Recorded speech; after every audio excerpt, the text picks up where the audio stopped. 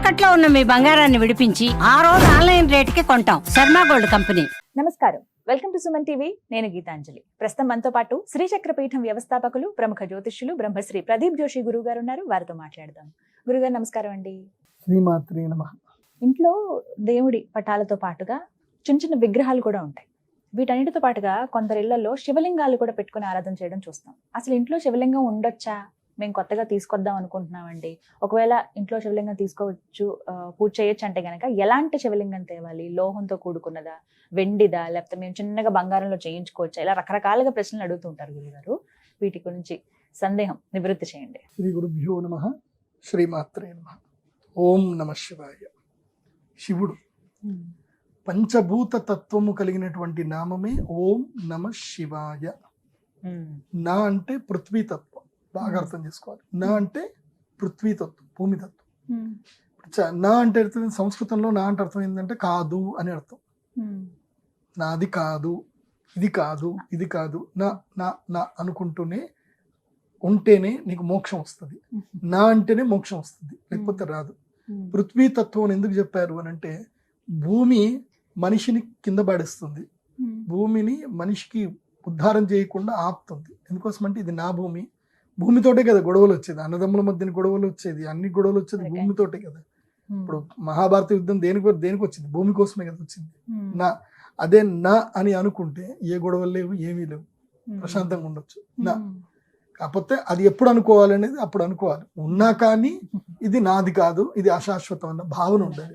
భూమి కొనద్దని కాదు, భూమి తీసుకోవాలి, కానీ ఇది అశాశ్వతం, ఈ శరీరం అశాశ్వతం అన్న వైరాగ్య చింతనతో ఉండాలి. ఫస్ట్ వైరాగ్యం ఉంటేనే శివుడు దొరుకుతాడు, వైరాగ్యం లేకపోతే శివుడు దొరకడు. అందుకే నమశివాయలో నా ఉంటుంది. తర్వాత మా అంటే ఏంటంటే, మా అనే దానికి అర్థం ఏంటి అని అంటే జలశక్తి. మా దానికి జలతత్వం అంటారు. ఇప్పుడు మీరు రెండు పెదవులు కలిపితేనే మా అనే అక్షరం వస్తుంది. అట్లాగే దివి భూవి కలుస్తేనే జలం. దివి భూవి కలవలేదు అనుకోండి, జలం లేదు అక్కడ. ఎందుకోసమంటే సూర్యుడి యొక్క వెలుతు ద్వారా నీరు పైకెళ్ళి దివిగా మారితేనే భూమి బాగుంటుంది. సో దివి భూవులు కలిపేది జలం. సో మకారం అనే ఆప్యాయత శక్తి నీకు ఉంటేనే, అందరికి నమః అని అంటేనే నువ్వు జీవితంలో హ్యాపీగా ఉండగలుగుతావు.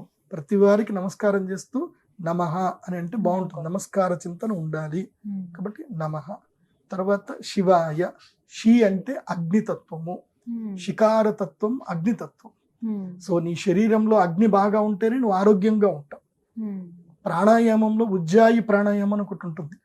ఆ ప్రాణాయామంలో సౌండ్ చేయాల్సి వస్తుంది. ఆ సౌండ్ చేయడం వల్ల మనకి ఉజ్జాయి ప్రాణాయామం, శీతలి, శీత్కారి, ఉజ్జాయి 3 ప్రాణాయామాలు ఉంటాయి. దాని వల్లనే శరీరంలో అగ్ని తేజస్సు అనేది జరుగుతుంది. అందుకే శికారం అనే బీజాక్షరము, అందులో అగ్నితత్వం ఉంటుంది. తర్వాత వకారం అనే బీజాక్షరం ఏంటంటే వాయుతత్వం. వాయుతత్వం లేకపోతే ఇంకా మనం బతికే ఉంటాం. కాబట్టి వకారతత్వం కూడా ఉంటుంది. దానికి వకారము వాయుతత్వం, యకారము ఆకాశతత్వం. ఇలా ఈ 5 కలిస్తేనే నమః శివాయ. అయితే నమః శివాయకి ప్రాణం ఏంది అని అంటే, ఒక శబ్దం అందులో ప్రాణశక్తి ఉంటుంది. నమః శివాయకున్న ప్రాణశబ్దం ఏంటంటే మకారం. మకారం గనక నమః శివాయలో లేకపోతే నా శివాయ, శివుడు లేడు అని అర్థం. మకారం ఉంటేనే నమః శివాయ. అదే మకారం లేదనుకోండి, ఆ నమః శివాయ అనే శబ్దంకి ప్రాణం అదే. అట్లాగే మన యొక్క, అందుకే శివుడికి మనం పూజ చేయాలి అని అంటే జలముతోటే పూజ చేయాలి. మకారము ఏ తత్వం? జలతత్వం. బట్ శివుడికి జలముతో పూజ చేయాలి అని చెప్తారు. అదే నమో నారాయణాయ అని అంటాం. ఓం నమో నారాయణాయ అని అష్టాక్షరి శబ్దం చెప్తాం. నారాయణాయలో దేంట్లో ప్రాణం ఉంది అని అంటే, ఏది పోతే నారాయణ శబ్దానికి అర్థం ఉండదు అని అంటే, రకారము పోతే నారాయణ శబ్దానికి అర్థం లేదు.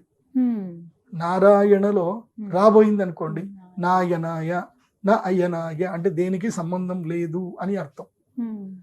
రాకి అక్కడ ప్రాణశక్తి. కాబట్టి విష్ణువుని ఎప్పుడు పూజ చేసినా యజ్ఞము హవిస్సు మూలకంగా విష్ణువుని పూజ చేయాలని చెప్తారు. ఇప్పుడు ఈ రెండిట్లోనే అక్షరాలు తీసుకొచ్చి పక్కన పెట్టండి. ఈ రెండిట్లోనూ ప్రాణశక్తి ఉన్న అక్షరాలు ఏంటి? మా రా. మళ్ళొకసారి చెప్పండి. మా రా ఫాస్ట్ గా చెప్పండి. మా రా ఉమ్. మా రా మా ఇటు ఇటు చేసి చెప్పండి. రామ. ఆ, రామ. ఆ. రామ శబ్దం చాలా గొప్ప శబ్దం. ఉమ్. ఇది ఎవరు చెప్పారో తెలుసా ఈ విషయం? ఇది నేను కనుగొన్నది కాదు. ఆ. ఇది పూజ్య శ్రీ సత్యసాయి బాబా గారు తన ప్రవచనంలో చెప్పారు. ఆయన ఓ. రామ శబ్దం ఎంత గొప్పది అని చెప్పి ఆయన రామనవమి రోజు చెప్పింది. నేను మొన్న ఆయన ప్రవచనం విన్నప్పుడు ఉమ్. ఆయన చాలా గొప్ప భూలోక దైవమైన, నడిచి వచ్చిన దైవమైన, ఉమ్. ఎంతో మందికి మంచినీళ్ళు ఇచ్చారు ఆయన. నిజం. కాబట్టి రామ శబ్దం చాలా గొప్పది. ఇది బాగా గుర్తుపెట్టుకోవాలి మనం. ఉమ్. అందుకే మన జీవితంలో దైవారాధన చేసేటప్పుడు ఉమ్. నీకు ఏ మంత్రం రాకున్నా పర్వాలేదు, ఉమ్. రామ శబ్దం ఒక్కటి చెప్పు. ఇటు శివుడు ఇటు విష్ణు ఇద్దరు నీ- ఇష్టపడతారు. అందుకే జై శ్రీరామ్ ఇది ఒకటి బాగా పెట్టుకోండి. ఉమ్. దేనికైనా జై శ్రీరామ్ అనాల్సిందే. ఉమ్. ఫోన్ ఎత్తగానే జై శ్రీరామ్ అనండి. ఈ మధ్య ఇది అవునండి. బాగా పెట్టుకోండి. జై శ్రీరామ్ అనాలి. హలో మీలో కాదు, ఇక జై శ్రీరామ్ అనాలి. ఉమ్. సో ఇది ఎందుకు మీకు అర్థమయ్యేటట్టు చెప్తున్నా అంటే, చాలా మందికి ఏంటంటే ఇంట్లో దైవం పెట్టుకుంటే, పూజలు పెట్టుకుంటే ఉమ్. నీకు మంత్రాలు రావు. కొంతమంది అవునండి. అంటే నేను కూడా నాకు జ్ఞానము లేనప్పుడు, అవగాహన లేనప్పుడు నేను ఎవరైనా ఇంట్లోకి వెళ్తే ఇదే విషయం చెప్పాను. ఉమ్. మీ ఇంట్లో దేవుణ్ణి పెట్టుకోవద్దు, పూజలు రావు, మీకు మంత్రాలు రావు, మీరు ఎందుకు పెట్టుకుంటారు అని నేను కూడా చెప్పాను. ఆ. కాకపోతే నన్ను దేవుడు ఈ స్థాయికి తీసుకొచ్చాడు అంటే నాకు నెగిటివ్ చూపించాడు, తర్వాత పాజిటివ్ చూపించాడు, కాబట్టి ఈ స్థాయికి తీసుకొచ్చాడు. నాకు సమాధానం వచ్చింది. మీ ద్వారా. హిమాలయ యోగులు మహోత్తర్ బాబాజీ గారి దగ్గర నుంచి సమాధానం వచ్చింది నాకు. ఉమ్. ప్రతి ఒక్కరు కూడా భగవంతుని యొక్క ఆరాధనకు అర్హులే. ఉమ్. అందుకే లలితా సహస్రం చెప్తారు, నామపారాయణ ప్రీత నంది విద్య నటేశ్వరి. ఉమ్. అమ్మవారు దేనికి ప్రీతి చెందుతారు అంటే నామపారాయణ ప్రీత. ఉమ్. ఇంకేముంది? భక్తి ప్రియ భక్తి గమ్య. ఉమ్. నువ్వు భక్తి ఉంటే చాలు, నీకు మంత్రాలు అవసరం లేదు. ఉమ్. ఉమ్? నీకు మంత్రం ఎందుకయ్యా? నీకు అవసరం లేదు, నామం ఉచ్చారణ చెయ్యు. అమ్మవారు చెప్పింది. ఇంకేముంది? రహస్యానాం రహస్యం చ లలితా ప్రీతిదాయకం అనేన సదృశం స్తోత్రం నభూతం న భవిష్యతి. ఉమ్. అలాంటి మహోత్కృష్టమైన లలితా సహస్రనామ స్తోత్రములో సాక్షాత్తు హయగ్రీవుల వారే మనకు చెప్పారు నామపారాయణ ప్రీత అని చెప్పారు. ఉమ్. కానీ నువ్వేందయ్యా, నువ్వు ఎక్కడి నుంచి వచ్చావయ్యా మంత్రాలు చదువుకోవడానికి? నువ్వు చదివితే మంత్రాలు నేర్చుకో, నీకు రాకపోతే ఒక్క మంత్రం చాలు. అన్ని మంత్రములు ఇందే ఆలకించను, వెన్నతో నాకు కలిగే వెంకటేశు మంత్రము అని చెప్పి అన్నమయ్య చెప్పాడు. ఇంకేముంది చెప్పండి? కాబట్టి నామపారాయణము చేసుకుంటే మంచిది. దాంట్లో శివారాధన చేయడంలో ఒక శక్తి ఉంటుంది. విగ్రహాలలో కూడా కొన్ని కేటగిరీస్ ఉంటాయి. నేను నా రీసెర్చ్ ప్రకారం నేను అంత మొత్తం భారతదేశం అంతా తిరిగాను కాబట్టి నేను అబ్జర్వేషన్ చేసిన దాని ప్రకారము మహోత్కృష్టమైన శక్తిలింగము ఇంట్లో పెట్టుకోదగినది, చల్లనైంది, ఇబ్బంది కలగనించనిది, అమ్మలాగా చూసుకునేది, ఎంతటి దుష్ట శక్తులు వచ్చినా నిన్ను కాపాడగలిగేది, మంచిది ఏది అనంటే స్ఫటికం. శివుణ్ణి పూజ చేయాలంటే స్ఫటిక రూపంలోనే పూజ చేయాలని చెప్పి మనకి రుద్ర సూక్తం కూడా చెప్పింది. రుద్ర సూక్తంలో మొట్టమొదటిగా ధ్యాన శ్లోకంలోనే చెప్తారు, జ్యోతి స్ఫాటిక లింగమౌక్తి విలసన్ పూర్ణేందు వాంతాముఖై అని చెప్పారు. అక్కడ స్ఫాటిక లింగం అనే చెప్పారు తప్ప వేరే లింగం చెప్పలే అక్కడ. సో శివుణ్ణి పూజ చేయాలంటే స్ఫటిక లింగములోనే పూజ చేయాలి. దీనికి ఎందుకోసం అంటే పూజ చేయాలని ప్రదీప్ జోషి ఏదో చెప్తున్నాడులే, ఆయనకేం తెలుసు అని కాదు.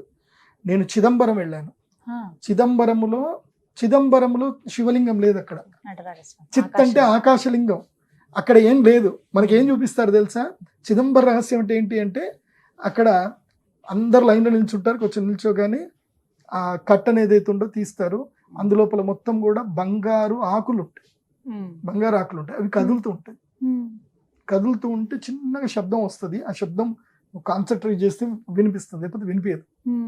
అదే ఆకాశలింగం. అక్కడ ఏం ఉండదు అక్కడ. కానీ అక్కడ నిత్య శివ పూజ జరుగుతుంది. ఎలాంటి శివ పూజ అంటే స్ఫటికలింగ శివ పూజనే జరుగుతుంది అక్కడ.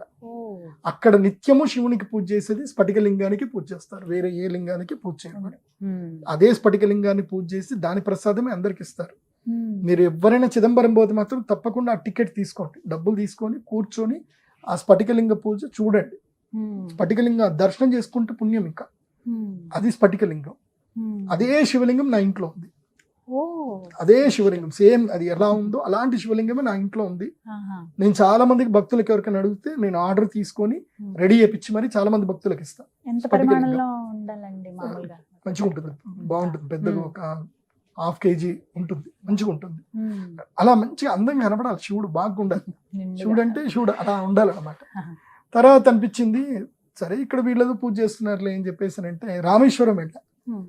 రామేశ్వరంలో మణి దర్శనం అని తెల్లవారుజామున ఒకటి ఉంటుంది, మీరు కూడా వెళ్ళి ఉంటారు. వెళ్ళండి. 5 గంటల నుంచి 6 గంటల 5 గంటల నుంచి 6 గంటల వరకు మణి దర్శనం ఉంటుంది. స్ఫటిక. దానికోసం జనాలు కొట్టుకుంటారు. నాకు అర్థం కాలే మొదలు, ఇది ఏంద్రా మణి దర్శనం అంటారు, ఏంది అయ్యో దివ్యమణి ఏదో ఉంటుంది అనుకుంటాను, చూద్దాము మనం కూడా పోదామని చెప్పి నేను కూడా లైన్లో నిల్చున్నా. ఉమ్. తీరా 2 గంటల లైన్లో నిల్చున్న తర్వాత పోతే తీరా చూస్తే నేను ఇంట్లో ఏ శివుడికైతే పూజ చేస్తానో అదే శివుడు అక్కడ ఉన్నాడు, స్ఫటిక లింగం అదే అంటారు. స్ఫటికలింగం, మణిలింగం, ఉమ్. స్ఫటికలింగం. ఓహో సంతోషం, ఇదే మణిలింగ రహస్యం, అయితే నా ఇంట్లో మా శివుడు ఉన్నాడు, నాకేంది హ్యాపీ అని అనుకున్నా. సరే ఇది అయిపోయింది. మా పూజ్య గురువులు కంచి పరమాచార్య దగ్గరికి వెళ్ళా. కంచి పరమాచార్య ఓ. దగ్గరికి వెళ్ళి అక్కడ శ్రీ విజయేంద్ర సరస్వతి స్వామి వారు నిత్యము పూజ చేసే చంద్రమౌళీశ్వర లింగం ఏదైతే ఉందో ఉమ్. అది ఏమిటంటే స్ఫటికలింగమే. స్ఫటికమే. కానీ అసలు అక్కడ కూడా ఎంత స్వామి వారి దివ్యంగా స్ఫటికలింగం ఉంటుందండి. చాలా అసలు దివ్యంగా అబ్బా. ఉంటుంది. ఆ. కళ్ళు చెదిరిపోతాయి. స్వయంగా శివయ్య ఇచ్చినదే కదా. సాక్షాత్తు మహాశివుల వారి కైలాసం నుంచి తెచ్చిన శివలింగాలు కదా. ఉమ్. అందుకే 4 శివలింగాలతో 4 పీఠాలలో పెట్టారు. ఉమ్. సో ద్వారకా పీఠానికి వెళ్ళినా స్ఫటికలింగమే, అక్కడ ఉంటుంది. శృంగేరి పీఠానికి వెళ్ళినా స్ఫటికలింగమే, ఉమ్. పూరి పరమాచార్యుల పీఠంకి వెళ్ళినా స్ఫటికలింగమే. ఉమ్. మీరు మహాశక్తి పీఠాలైనటువంటి ఎక్కడికైనా వెళ్ళండి, అక్కడ భగవంతుడికి నిత్యార్చన చేసేది స్ఫటికలింగాలతోటే. స్ఫటిక చేస్తారు. అవునండి. మీరు శృంగేరి పీఠానికి సంబంధించిన పూజ, శృంగేరి జగద్గురు శివ పూజ అని చెప్పి మీరు గూగుల్లో సెర్చ్ చేయండి, ఉమ్. యూట్యూబ్లో కొట్టండి, మీకు స్ఫటికలింగమే వస్తుంది. చంద్రమౌళేశ్వర స్వామి. కాబట్టి శివుణ్ణి పూజ చేసే పద్ధతి స్ఫటికలింగంలోనే పూజ చేయాలి. ఉమ్. దేవాలయాల్లో ప్రాణ ప్రతిష్టకి అది నిత్యము బాగా ఉండాలి కాబట్టి ఉమ్. దేవాలయాల్లో శిలా విగ్రహాలు వస్తాయి, అవి మనం పూజ చేసుకోవచ్చు. కానీ ఇంట్లో పూజ చేసుకోవాలంటే మాత్రం ఉమ్. స్ఫటికలింగమే పూజ చేయాలి. ఉమ్. ఫస్ట్ ప్రిఫరెన్స్ స్ఫటికలింగమే. అవి చిన్న చిన్న పరిమాణంలోనే పర్వాలేదండి. ఎంతైనా పెట్టుకోండి. అణోరణీయాన్ మహతో మహీయాన్. భగవంతుడు నువ్వు అణువులో చూసినా ఉంటాడు, మహత్తులో చూసినా ఉంటాడు. ఆయనని మనం కొల్చడానికి మనం ఎవరమండి? చాలా మంది అంటారు ఇంత బొట్టన వేలు అంతే ఉండాలి, ఇంత ఉండాలి, అంత ఉండాలి. ఆయన కొలవడానికి మనం ఎవరమండి? అంటే ఎంత పరిమాణంలో మనం ఏం పెడతామో లేదు. దానికి ఎంత తగ్గట్టుగా వీలే, పూజ చేయాలి. నీకు ఎంత ఇష్టం ఉంటే అంత పెట్టుకొని పూజ చేయని చెప్తా. దేవుడికి పరిణామాలు చెప్పడానికి నువ్వెవడివి? దేవుడికి ఇంత పరిమాణం ఉన్నాడని నువ్వెలా డిసైడ్ చేస్తావు? రాంగ్ కదా. దేవుడు చిన్న ఉన్నాడా పెద్దగా ఉన్నాడా మనం ఎట్లా చెప్తాం? మొత్తము శంచమే మయశ్చమే ను కామశ్చమే అని చెప్పి మొత్తం మీ రుద్రమంతా చూడండి. ఆయన ఎక్కడున్నాడు? అశ్వాశ్చమే, అదేమో చెప్తారు, సభాభ్యం నమస్సభాయై సభాపతిభ్యశ్చ అండ్ సభాపతికి నమస్తే, అశ్వేభ్యో అశ్వపతిభ్యశ్చవో నమో నమః, విరూపేభ్యో విశ్వరూపేభ్యశ్చవో నమో నమః అని అన్నిటికీ ఆయనకి దండం పెడుతున్నారు. మొత్తము రుద్రం నమ్మకం అంటే నమః నమః. ఎక్కడున్నారండి? ఎక్కడ లేడు చెప్పండి. శివుడు ఎక్కడ లేడు చెప్పండి? ఏ అణువులో లేడు, ఎక్కడ లేడు. శివుడికి కొలత నిర్ణయించడానికి నీవెవడివి? నీకు అధికారం ఎక్కడుంది? శివుడిని నువ్వు ఎలాగైనా కొలువు, శివయ్యనే. కాకపోతే శాస్త్రాన్ని ఏం చెప్తారంటే స్ఫటిక రూపంలో కొలిస్తే స్ఫటికానికి ఒక శక్తి ఉంటుంది. అంటే మనం ఫిజిక్స్ ప్రకారంగా పోయినా అటామిక్ స్ట్రక్చర్ ప్రకారమైన మనకి ఏంటంటే ప్రపంచంలో శక్తులు 4 శక్తులే నడుస్తాయి, 4 వల్ల నడుస్తుంది. నేను ఈ మధ్య నాకు కూడా తెలియదు, ఆ తెలుగుబడి ఛానల్ చూసినప్పుడు నాకున్న సంస్కృత జ్ఞానానికి తెలుగుబడి ఛానల్లో చెప్పినప్పుడు మేము చదివింది అదే, కాకపోతే మాకు ఈ మోడర్న్ వేలో చెప్పడం రాదు. అని ఏమంటాడు అంటే న్యూట్రాన్స్, ప్రోటాన్స్, ఎలక్ట్రాన్స్, తర్వాత నెగిటివ్ ఇది న్యూక్లియర్ పవర్ ఏదో అంటాడు. సో ఈ 4 ప్రపంచం నడుస్తుందని చెప్పాడు. తీరా చూస్తే అదే కదా శక్తి తత్వం. అమ్మవారు మహాశక్తి, శివుడు మహాశక్తి. శివుడిని కంట్రోల్ చేయాలంటే అమ్మవారు రావాలి. ఇప్పుడు న్యూక్లియర్ ఎనర్జీ ఉంటుంది, బ్యాక్ న్యూక్లియర్ ఎనర్జీ కూడా ఉంటుంది. 2 ఎనర్జీస్ ఉంటాయి. న్యూక్లియర్ ఎనర్జీ అంటే శివుడు, బ్యాక్ న్యూక్లియర్ ఎనర్జీ అంటే అమ్మవారు.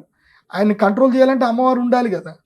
సో మళ్ళీ గ్రావిటేషనల్ అదేదో ఉంటుంది కదా, ఎలక్ట్రానిక్స్, ప్రోటాన్స్ అని, అది కూడా విష్ణుతత్వమే, ఇంకేం లేదు అది. సో దీన్ని నేను అబ్జర్వేషన్ చేసిన దాని ప్రకారం చూస్తే స్ఫటికంలో ఒక శక్తి ఉంటుంది.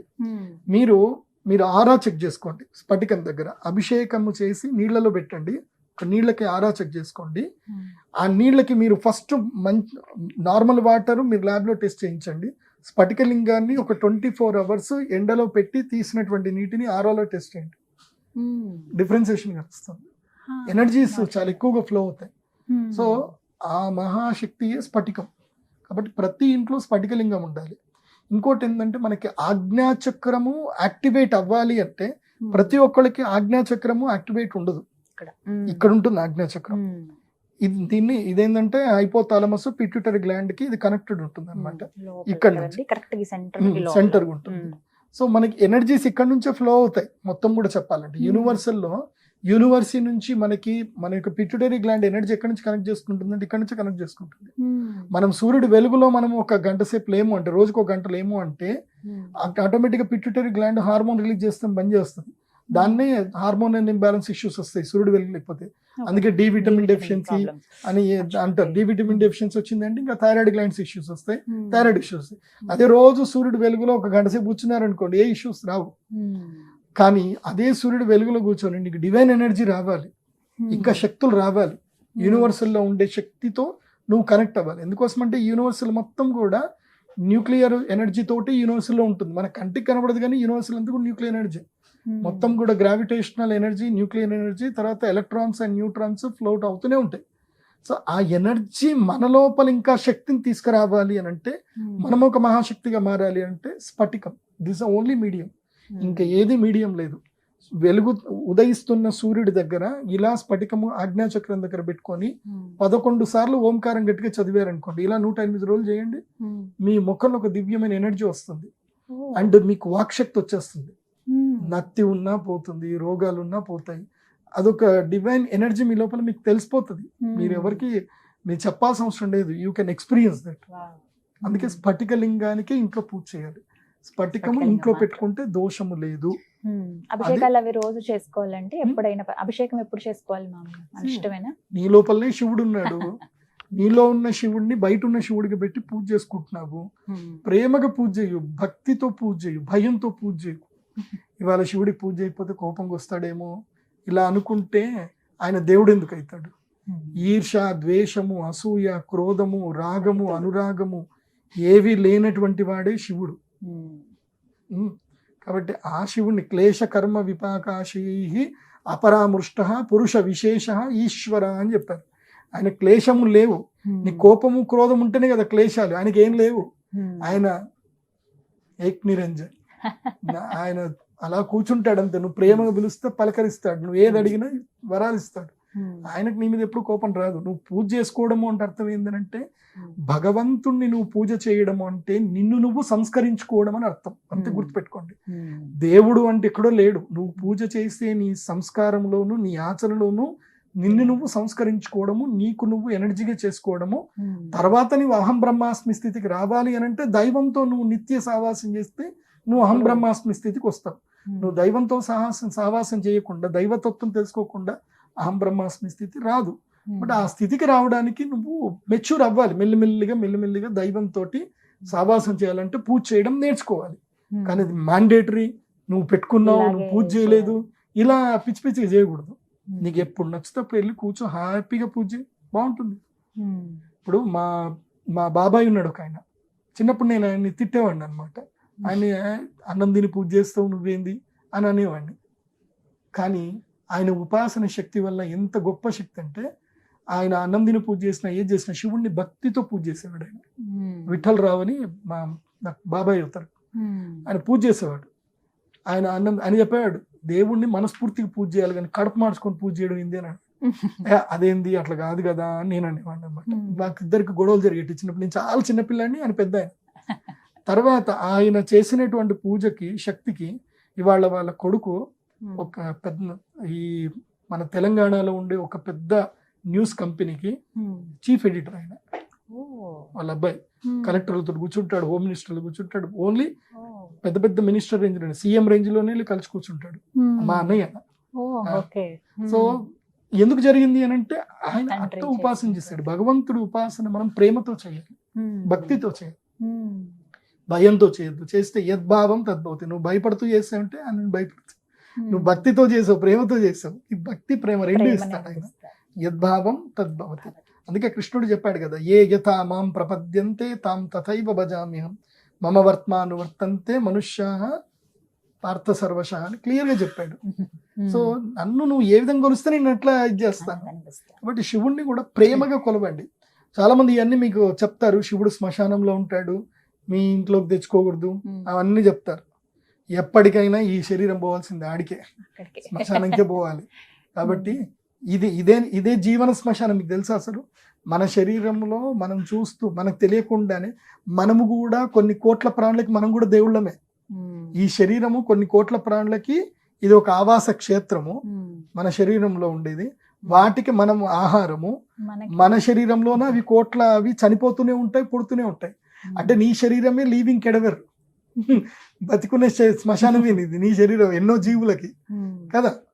కాబట్టి నువ్వు ఎలా అర్థం చేసుకుంటే భగవంతుడు నీకు అలా అర్థం అవుతాడు. అందుకే భగవంతుడి గురించి ఎక్కువగా అర్థం చేసుకునే ప్రయత్నం చేయొద్దు. చంటి పిల్లని ఎంత ప్రేమ చూసుకుంటే భగవంతుడు కూడా చంటి పిల్లాడు అనుకోవాలి, ఎంత ప్రేమ ఉండిపోవాలి, అంతే. అట్లాగే ఉండాలి. విశ్లేషించకూడదు అని అంటారు కదండి. ఎక్కువగా దేవుణ్ణి మరీ అర్థం చేసుకోవడానికి పోవద్దు. ఆయనతో ప్రేమ ఉంటే చాలు. Love and affection. ఆయన మూఢభక్తే ఇష్టం ఆయనకి. ఇంట్లో శివలింగం పెట్టుకోండి, పూజ చేసుకోండి. మీకు అదే స్ఫటికలింగం కావాలి అని అంటే నేను ఇస్తాను, శివరాత్రి ఆ సమయంలో వచ్చినప్పుడు ఇస్తాను, లేదంటే కావాలంటే పూజ చేపించి మేము ఇస్తాం. ఎప్పుడైనా మీరు కాంటాక్ట్ చేయండి. మంచి శివలింగం ఇస్తా, మంచి శివలింగం. ప్రమాణం, దానికి ఆగమ ప్రమాణాలు ఉంటాయి. లింగం తీసుకోవాలి కానీ ఆగమ ప్రమాణం ప్రకారం తీసుకోవాలి. వంకర టింకర్ ఉన్నాయి తీసుకోవద్దు. అలా ఆగమ ప్రమాణం ఉన్న శివలింగం నేను ఇస్తాను, కాకపోతే మా ఆఫీస్కి వచ్చే తీసుకోవాలి, నాకు కొరియర్ చేయండి అని మాత్రం చెప్పొద్దు. అది మీరు అమెరికాలో ఉన్నా మీకు అదే శివలింగం కావాలి, మీ గుడిలో పెట్టుకోవడానికి అని ఎక్కడైనా కావాలి అన్నా ఒక పర్సన్ మా ఆఫీస్కి వచ్చి తీసుకొని పోవాలి. నేనైతే కొరియర్ అయితే చేయను. శివలింగం డైరెక్ట్ వచ్చి తీసుకోవాలి. అది పెద్ద శివలింగం అయితే. చిన్న శివలింగాలు అయితే కొరియర్ చేస్తాను కానీ పెద్ద శివలింగాలు అయితే కొరియర్ చేయను. 500 గ్రాములకు పైగా ఉంటాయి కొన్ని ఆగమ ప్రకారం. అవి నీకు ఎనర్జీ ఏం కావాలని నాతో డిస్కస్ చేసి తీసుకెళ్ళాలి.